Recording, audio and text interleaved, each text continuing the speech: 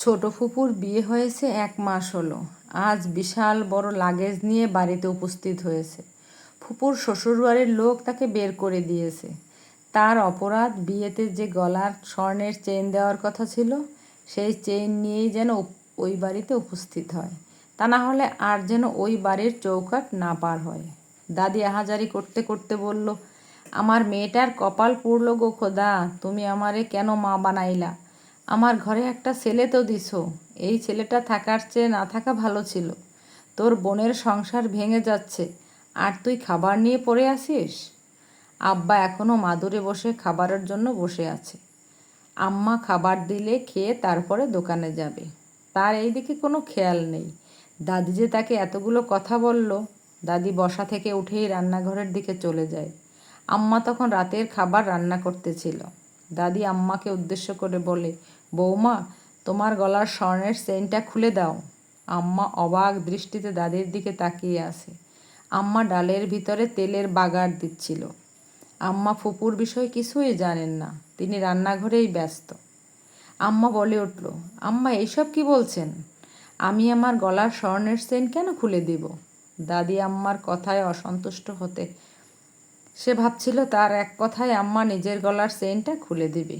দাদি ঝাঁঝালো কণ্ঠে বলল, তোমাকে দিতে বলছি, তুমি দিয়ে দিবে। এত কিছু তোমার জেনে কাজ নেই বাপু। আম্মাও ছেড়ে দেওয়ার পাত্রী নয়। সে এতক্ষণে ঠিক বুঝে গেছে তার গলায় থাকা চেইনটা খুলে দিলে কি হতে পারে। আম্মা দাদির কথার বিরোধ করে বলে, আম্মা, আপনি এইভাবে বলতে পারেন না। এইটা আমার জিনিস, আমি কেন নিবেন? সেটা তো আমি জিজ্ঞেস করবই। দাদি আর আম্মার মধ্যে একটা তর্ক বিতর্ক লেগে যায়। এদিকে আব্বার আবার তাড়া আছে। আব্বা শোয়ার ঘরে মাদুর বিছিয়ে বসেছিল। সেখান থেকে বলে উঠল, কই গো তুমি? এখনও রান্না শেষ হয়নি? আমি কি দোকানে যাব না? দাদি আম্মার হাতটা ধরে বাহিরে নিয়ে আসে। আমি ঘরের একটা কোণে দাঁড়িয়ে আছি, আব্বা বসে আছে। দাদি উচ্চস্বরে বলল, শাহিন, তোর বউয়ের গলার স্বর্ণের চেন দিতে বল। আব্বা ভাবলেশীনভাবে বলল, আদিবা, আম্মা যেটা বলে সেটা করো, দিয়ে দাও তোমার চেইন। আমার আম্মার নাম আবিদা সুলতানা, আব্বার নাম শাহিন আহমদ। আম্মা এইবার রেগে যায়। সে বলে উঠল, তোমার মাথা ঠিক আছে? তোমার মেজ বোনের বিয়ে হলো, তখন আমার হাতের বালা দুটো নিলে, সেইগুলো কিছুদিন পরে দেওয়ার কথা। আজ 7 বছর চলে গেছে, আমি তো আর বালা পাই নাই। এইগুলো আমি আমার বাপের বাড়ি থেকে আনছি, তোমার বাড়ি থেকে দেয় নাই। দাদি আহাজারি করতে করতে বলল, শাহিন, তুই কিছু বলবি না? তোর বউ আমার বাপের বাড়ির খোটা দিচ্ছে। আব্বা বলে উঠল, আম্মা, তার জিনিস যদি সে না দেয় তাহলে আমি কিভাবে জোর করে নেই? আমি তো তাকে একটা সুতোও কিছু দিতে পারি নাই। তুমি তো দেখছই, ডাল আনতে পান্তা ফুরোয়। দাদি মরা কান্না জুড়ে দেয়। দাদা বাড়িতে নেই, এই তো কিছুক্ষণ আগেই বাজারে গেছে। ফুপু উস্কো খুস্কো চুল আর মুখখানা শুকিয়ে গেছে। সে ধীর কণ্ঠে বলল, আমি এত কিছু জানি না। আমাকে তোমরা স্বর্ণের চেন দিবে, আমার সংসার ভাঙলে আমি গলায় দড়ি দিব।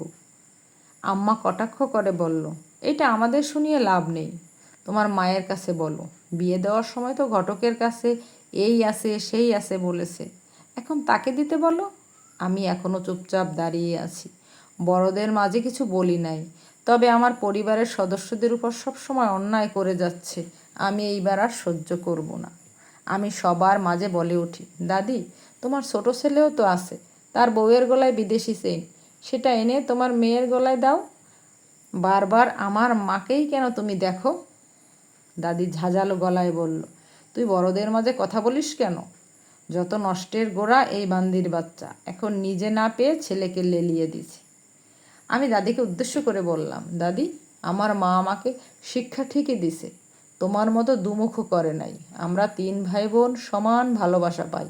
তোমার ভালোবাসাও তো টাকার সাথে।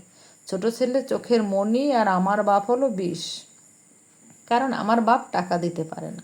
তোমার ছোট ছেলে বিদেশ থেকে টাকা পাঠায়, তাই তোমার ছোট বৌমা পায়ের উপর পা তুলে খায়। আর আমার মা কি এই বাড়ির দাসীবান্দি?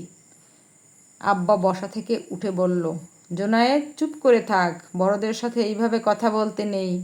আমি আব্বুকে উদ্দেশ্য করে বললাম, আব্বা, আর কত চুপ থাকবো?